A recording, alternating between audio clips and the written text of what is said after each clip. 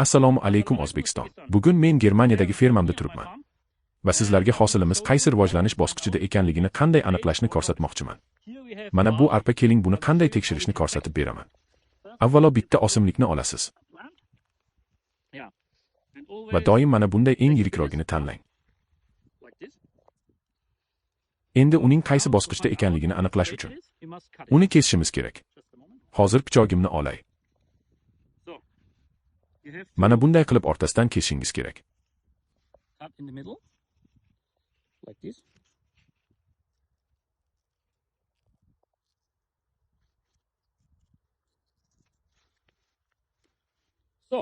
Kesilgan joyining ichini ko'ramiz.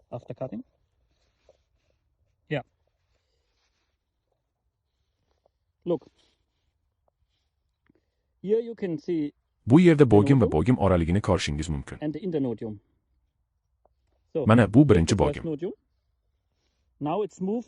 Endi u keyingi bogimgacha bir necha santimetrga o'sgan. Bu degani, agar birinchi qism 1 santimetrdan uzunroq bo'lsa, bu 30-rivojlanish bosqichi bo'ladi. Keyingi bogimdan narigisigacha bo'lgan masofa ham 1 santimetrdan uzunroq. Ya'ni agar ikkinchi bogim oraligi 1 santimetrdan uzun bo'lsa, bu 32 rivojlanish bosqichi. Keyingisi mana bu yerdan bu yergacha bo'lgan qismi ham o'sishni boshlagan. Bu 1 santimetrdan uzunroq. Bu 33 rivojlanish bosqichi bo'lsa kerak. Keling, tekshirib ko'ramiz. Yo'q, 1 santimetrga yetmaydi. Demak, biz hozir 32 rivojlanish bosqichidamiz. Chunki birinchi bogim oraligi 5 santimetr. Birinchisi. Ikkinchi bogim oraligi 3 santimetr. Birdan ko'p bo'lsa, bu rivojlanishning 32 bosqichi degani. Nima uchun bu bosqich bunchalik zarur? Bu ikkinchi marta o'gitlaydigan bosqichingiz. Birinchi marta vegetatsiya boshida o'gitlantirasiz.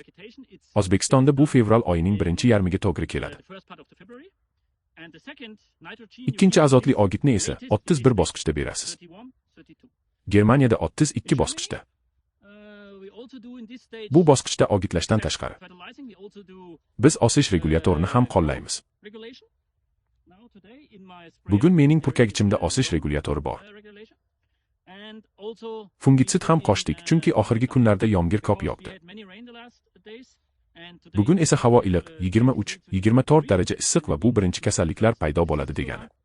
Shuning uchun bugun men purkagichga fungitsid solib ishlayapman. Ikkinchisi esa osish regulyatori bilan.